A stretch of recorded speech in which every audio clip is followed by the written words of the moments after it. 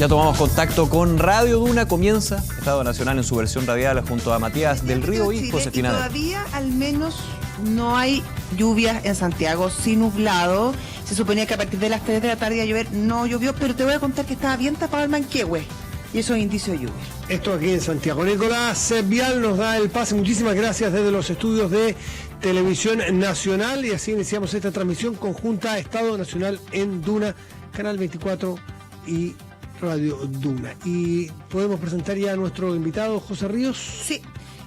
Hoy nos va a acompañar al teléfono Álvaro Belolio, que es jefe de extranjería del Ministerio del Interior. ¿Cómo está, Álvaro? Muy buenas tardes, Josefina, Matías, muchas gracias por este tiempo para hablar de estos temas. Bueno, queríamos preguntarle específicamente para partir sobre este informe que reveló un poco dónde se concentra, dónde vive la mayoría de los migrantes en Chile. No es muy sorprendente que la mayoría esté en la región metropolitana, pero sí el número es un 63,1%. Después viene Antofagasta y Valparaíso. Y las regiones de sobre todo el extremo sur, la presencia es casi nula. ¿Por qué deciden hacer este informe? ¿Cuál es el objetivo detrás de él? Efectivamente, un tema fundamental en política pública es tener más información para tomar decisiones. Así como en febrero sacamos el reporte de la estimación de población extranjera, nos faltaba el componente territorial. En su minuto nos demoramos algunos meses porque estábamos esperando que el INE publicara los ponderadores regionales del censo, pero sí el compromiso es que todos los febreros ir actualizando estos datos, tanto la estimación de población extranjera por nacionalidad, como también la bajada a nivel regional y, cuando se pueda, justamente a nivel comunal. La idea es tomar mejores decisiones. Yo creo que acá hay varios temas bien interesantes. Primero, los datos de febrero nos dijeron que la gran mayoría de los extranjeros que vienen a Chile tienen entre 20 y 39. Por lo tanto, las mayores desafíos son en temas de vivienda e inclusión laboral. Con los datos que vemos hoy en día, sabemos que hay 4 regiones que efectivamente concentran más del 10% de su población extranjera, y también vemos que la migración se está centralizando, lo que plantea desafíos importantes o también preguntas. ¿Qué pasa en regiones que efectivamente no estamos ofreciendo un proyecto de vida sustentable para los migrantes? Y cuando hagamos una política migratoria, ¿cuáles van a ser los incentivos que se pueden generar para justamente ofrecer estos proyectos o ofrecer que las personas puedan desarrollar sus capacidades en distintas regiones del país? Álvaro, ¿puedo ir un segundo atrás? Porque me quedó, a ver si entendí bien, me quedó la sensación de que va a haber un seguimiento, no solamente a qué lugares van, sino que cuántos son los inmigrantes y de qué nacionalidades son. ¿Entendí bien? Sí, en general todos los febreros se publica la estimación general de la población por nacionalidad y su bajada regional. Sí, uno entiende la bajada regional que le llamas tú, que es decir, a dónde se están yendo, qué les estamos ofreciendo. Es interesante porque es cómo se está comportando. Los migrantes vienen a buscar trabajo, por lo tanto, de alguna manera es una súper buena representación donde hay trabajo, porque un inmigrante no va a ir a un lugar donde no lo tiene, naturalmente. Es interesante saber qué edad tienen, qué preparación traen, pero qué nacionalidad hay. ¿De qué nacionalidades son? ¿Qué información, qué valor tiene esa información? Porque yo creo que podría potencialmente mal utilizarse esa información. ¿Es bueno tenerla para qué? En general, lo que es también súper importante es que el tema migratorio no es solo desde la perspectiva del Ministerio del Interior, también tiene que ver con los ministerios sectoriales. Entonces, por ejemplo, la población de un país específico que no habla el idioma español es importante para que los consultorios o los gobiernos locales puedan entregar programas un poco más ad hoc. De hecho, en Linares estuvimos piloteando un proyecto que se llama Yo Migro Salud, que justamente para comunidades haitianas entregaba información en español y en creol para facilitar estas condiciones. También un poco cuál es la lógica más sociocultural. Por ejemplo, lo que hemos visto es que en el norte se centra principalmente en ciudadanos peruanos o bolivianos y algunos colombianos, y en el centro y centro-sur, especialmente las comunas que más crecen, son principalmente venezolanos y haitianos. Si hay algunas dudas, por ejemplo, que yo no tengo la respuesta, pero a mí me sorprendió el bajo porcentaje de extranjeros que había en Biobío, por ejemplo. A diferencia, por ejemplo, de Tarapacá, que tiene cerca de un 17%, pero Biobío menos de un 1,5%. Entonces, ahí hay que ver justamente cuáles son los incentivos, si hay algunos temas de inclusión, y hacer partícipe a los distintos ministerios, y también a los gobiernos locales y regionales, porque esto solo desde una mirada interior no es suficiente. Y en ese sentido, ¿habría a lo mejor alguna política para favorecer la llegada de migrantes, por ejemplo, a las regiones de Aysén, Punta Arenas? Me refiero a que son más aisladas y que efectivamente hay menos gente y se podría necesitar mayor mano de obra, por ejemplo, o ese tipo de cosas, como se hizo en otras etapas de Chile, donde se trajo a grupos a poblar distintas zonas. Efectivamente, el tener una política migratoria mucho más proactiva es fundamental. Antes que sacáramos esta estimación en febrero, no habían datos oficiales del 2014. Entonces, cuando se diseñaban políticas públicas, se ocupaba ese dato 400.000 y legítimamente muchos alcaldes decían que no tenían recursos para los movimientos migratorios porque no estaban documentados.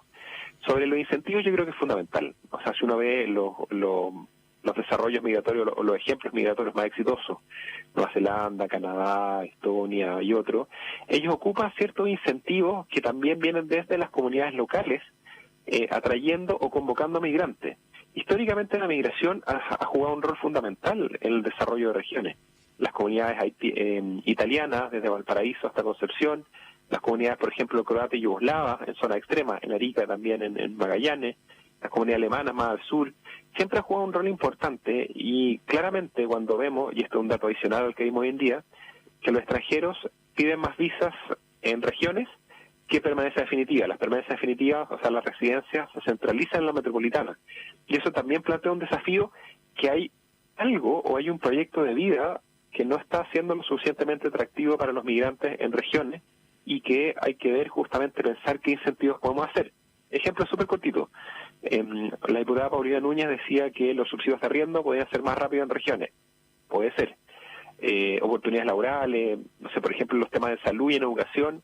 Cuando un chileno va a estudiar afuera y vuelve, tiene las becas Chile. Son 2 años si tú estás en regiones o 4 años en la metropolitana. O sea, hay posibilidad de ciertos incentivos y también más información al migrante para que sepa un poco lo que va. Estamos conversando con Álvaro Belolio, que es jefe de extranjería del Ministerio del Interior. Álvaro, me gustaría aprovechar esta conversación para que nos cuente cuál es la situación que se está viviendo justamente en la frontera norte de nuestro país, en la entrada tradicional de Chacayuta, pero toda la crisis que se provocó allí en Tacna. Me gustaría saber cuántas son las personas que están allí varadas esperando, cuál es la situación. En general estoy usuleando, ya lleva más de un mes desde que se implantó el visto consular, pero los flujos de ciudadanos que tenían intención de turismo y muchas veces no lo podían comprobar era constante. El caso de Tacna ya se han entregado cerca de 2.000 visas, pero se ha enfocado principalmente a dar una respuesta a casos humanitarios, es decir, niños, niñas, adolescentes, embarazadas y personas que buscan reunificación familiar. En el consulado se valida el vínculo de los menores con sus padres para que no haya problemas justamente de tráfico de menores y una vez con el salvoconducto van a la gobernación de Arica y la gobernación de Arica le estampa en su título de residencia la visa y con eso se pueden insertar. Hay otros ciudadanos que no cumplirán requisitos o que justamente no están en estas condiciones humanitarias y tienen que esperar el procedimiento tradicional de una visa de responsabilidad democrática. Hay algunos, por ejemplo, cerca de 300 ciudadanos venezolanos que decidieron quedarse en Tacna porque ellos son residentes hoy en día del Perú. Y esperamos justamente reforzar los consulados para una respuesta efectiva. Lo que sí comparto, y es fundamental, que esto no solo ocurre en Tacna. Esto ocurre en prácticamente todas las grandes ciudades de Latinoamérica y se necesita una respuesta coordinada de organizaciones internacionales o otra medida. Porque en el caso en Tacna, por ejemplo, cuando nos decían, oye, pero tienes que apoyar en temas de salud, en temas de alojamiento, es complejo intervenir justamente en países que son, o sea, en ciudades que son de otros países, para dar un apoyo. Yo creo que es fundamental la colaboración de organismos internacionales, porque la migración venezolana hoy en día ha desplazado más de 4 millones de personas. Según las mismas estimaciones de la ONU, o sea, OIM y OEA, van a ser cerca de 7,5 o 8 millones el otro año, y ahí ya estaríamos superando justamente el desplazamiento sirio. Y Álvaro, por lo tanto, la colaboración internacional va a ser clave. ¿Y en qué va esa colaboración? ¿Se ha logrado algo? Hemos sabido, por ejemplo, cuando el presidente Piñera fue a Buenos Aires, al Mercosur, al parecer se habló de este tema. ¿Han habido instancias concretas donde se pueda lograr un acuerdo en esta materia? ¿O son solo intenciones? El cómo es bien difícil. Por ejemplo, la experiencia internacional, el definir cuotas no funciona muy bien. O sea, si uno ve el caso de Gran Bretaña o Alemania, las cuotas terminando muchas veces no respetándose. Acá los que tienen que jugar un rol clave son las instancias más supranacionales. O sea, ir a decirle a Bolsonaro que acepte millones de venezolanos no es fácil. Entonces tiene que haber una colaboración de las Naciones Unidas y sus organismos colaboradores. Está la OIM, está la ACNUR. Hay varias instancias que pueden colaborar y justamente nosotros esperaríamos una participación relevante y en el marco de todas las organizaciones internacionales. O sea, tenemos Mercosur, tenemos Alianza del Pacífico, tenemos Prosur, pero acá la ONU va a tener que jugar un rol importante. ¿Cómo ya han pasado? A ver, primero, si ha pasado la fase crítica, porque cuando uno habla con algunas ONG sostienen que no, que la fase crítica sigue exactamente igual. A juicio del gobierno, ¿está más calmado el problema? ¿Está más controlado? ¿O ustedes estiman que hay asidero para hablar de una crisis en este momento en la frontera norte? Efectivamente, se da una respuesta a los casos humanitarios. Ahí nosotros tenemos ciertas diferencias con ONG que creen que no deberían existir restricciones para el flujo de migrantes. Nosotros creemos que sí. Entonces, efectivamente, en esas condiciones, ellos siempre van a creer que hay un... ¿Qué ONG creen que dice que no tiene que haber restricciones para el flujo de migrantes?